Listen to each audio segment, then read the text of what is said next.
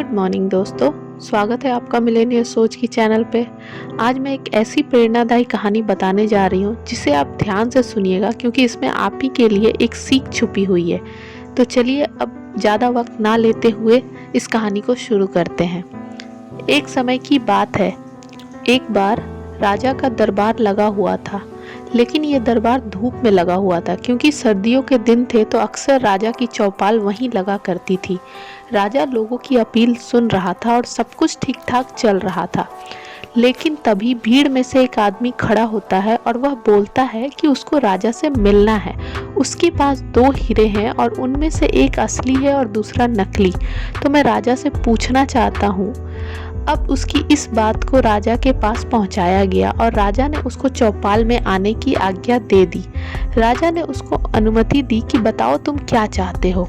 तो उसने कहा, मेरे पास 2 हीरे हैं, एक असली और एक नकली, लेकिन आज दिन तक कोई इसकी परख नहीं कर पाया।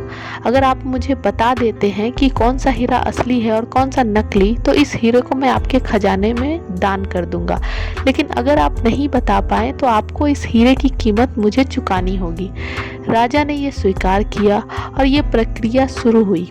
सब अपना अपना दिमाग लगा रहे थे, लेकिन हिम्मत कोई भी नहीं कर रहा था, क्योंकि सभी को डर था कि कहीं राजा ये शर्त हार गया तो क्या पता हार का ठीकरा हमारे माथे पर ही मढ़ दिया जाए।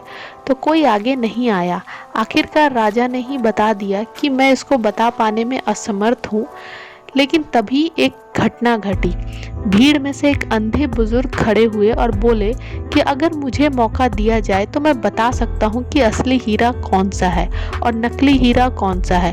राजा को ये सुन के प्रसन्नता हुई कि चलो कोई तो है। अब उन बुजुर्ग ने 1 मिनट में बता दिया कि ये हीरा असली है और ये हीरा नकली है।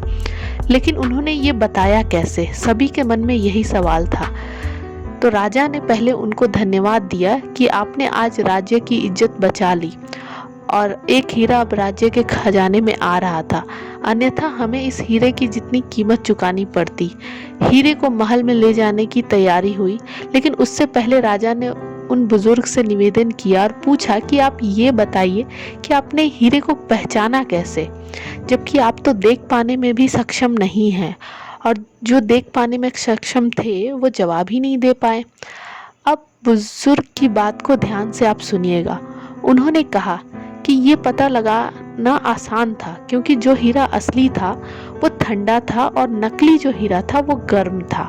धूप की वजह से जो हीरा गर्म हो गया, मतलब वो कांच से बना हुआ था, और जो असली हीरा था वो धूप में भी शांत रहा, यानी कि ठंडा रहा। यही तो खासियत है हीरे की।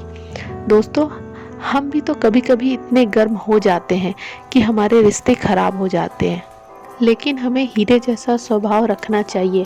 परिस्थितियाँ चाहे कैसी भी हो, अगर हम ठंडे रहेंगे तो इससे हमारा ही फायदा है। कुल मिला के बात यही है, हीरा बनिए, कांच नहीं। आपको यह स्टोरी कैसे लगी और इससे आप पर क्या प्रभाव पड़ा, इसको आप कमेंट में ज़रूर बताइएगा। और अगर आपको ज़्यादा अच्छी लगी होगी तो इसको शेयर कीजिएगा। आपका अमूल्य समय देने के लिए और इस कहानी को सुनने के लिए आपका दिल से शुक्रिया। बहुत जल्दी एक और नई स्टोरी के साथ हम मिलेंगे, तब तक के लिए धन्यवाद।